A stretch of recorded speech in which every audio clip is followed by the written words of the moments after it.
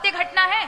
साहब जी ढोलकिया नाम है उनका, बहुत बड़े उद्योगपति है। वो अपने एम्प्लॉय को महाराज वो हर दिवाली पर गाड़ियां इत्यादि सब भेंट करते हैं, बड़ा नाम है उनका। उनका इकलौता बेटा था, विदेश से पढ़ करके आया। देखो तब किसे कहते हैं बच्चों को कैसी शिक्षा देनी चाहिए। जब वो बच्चा एमबीए करके आया और जब लौटकर घर आया तो पिता ने कहा देखो डिग्री मुझे दो और तुम्हारा जो वोटर आईडी कार्ड है ये भी मुझे दो। तुम कौन हो क्या हो ये किसी को नहीं बताना है, क्या तुमने पढ़ा है क्या नहीं पढ़ा है ये भी नहीं बताना है, ये सारी चीजें मुझे दो और मैं तुम्हारा टिकट करा रहा हूँ दक्षिण भारत में। जाओ 2 महीना पैसा कमा के लेकर आओ, बिना मेरा नाम बताए, बिना अपनी पहचान बताए, बिना डिग्री के। आपको विश्वास नहीं होगा, इकलौता बेटा था और उसको भेज दिया।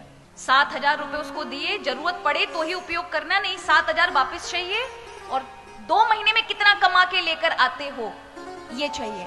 बालक भी आज्ञाकारी था महाराज, गया दक्षिण भारत, गुजराती बालक गुजराती जानता है और पहुंच गया हमारा दक्षिण भारत, जहां हमारा तेलुगु तमिल चलती है ना, अपनी भाषा, इंग्लिश में बात करनी नहीं है। पिता ने सारी चीजें बताई, अगर तुमने कुछ भी चीजों का उपयोग किया तो अच्छा नहीं। बालक भी आज्ञाकारी, गया सबसे मारे, पहले तो बड़े बड़े होटल में ही गया, लेकिन किसी ने, क्योंकि डिग्री है नहीं, नाम बताना नहीं है, कुछ है नहीं आधार, किसी ने नहीं उसे जॉब दी, नौकरी नहीं दी। 2-3 दिन हो गए, अब तो भूख से पीड़ित था। 7,000 में से अपने पैसा खर्च करके पेट भरा, लेकिन उसे था कि पिता को 7,000 वापस करने ये कहा है और पैसा कमा के देने। तो फिर सड़क किनारे ढाबों पे जाकर के वेटर की नौकरी मांगी कि मुझे नौकर बना लीजिए कि मैं लोगों को सर्व कर सकूं, परोस सकूं। लोगों ने वो भी नहीं दी। तब किसी एक ढाबे पर महाराज चौथे दिन उसे बर्तन मांजने की नौकरी मिली। 8x8 के कमरे में 8-8 लोगों के साथ उसे सोना पड़ा। जो इतने ऐसो आराम में रहने वाला बालक, सुबह सुबह उठ करके 10 गालियां खा के, लोगों का सुन के, किस प्रकार से उसने महाराज वो 2 महीने व्यतीत किए। एकदम काला पड़ गया, क्योंकि नहाया भी नहीं कई दिनों से और काम में ही लोग लगाए रहते थे, उल्टा सीधा सुनाते, और इस तरह से 6,000 रुपए उसको प्राप्त हुए। 2 महीने बाद अपने पिता को फोन करता है, पिताजी मैंने 6,000 रुपए कमाए। पिता ने कहा उनको खर्च नहीं करना, जो 7,000 दिए उसी से टिकट बनवा के आओ।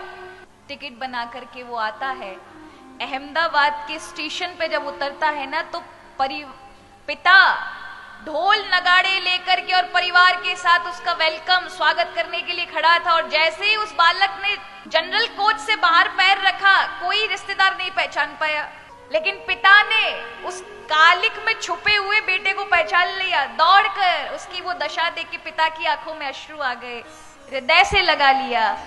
बेटा चरणों में पड़ गया, पिताजी ये 6,000 रुपए और ये 7,000 में से कुछ मेरे से खर्च हो गए थे। पिता ने कहा बेटा ये पैसों की बात नहीं है, इन पैसों को संभाल के रखना जो तुमने कमाए। तुम्हें पता चला पैसों की कीमत क्या है?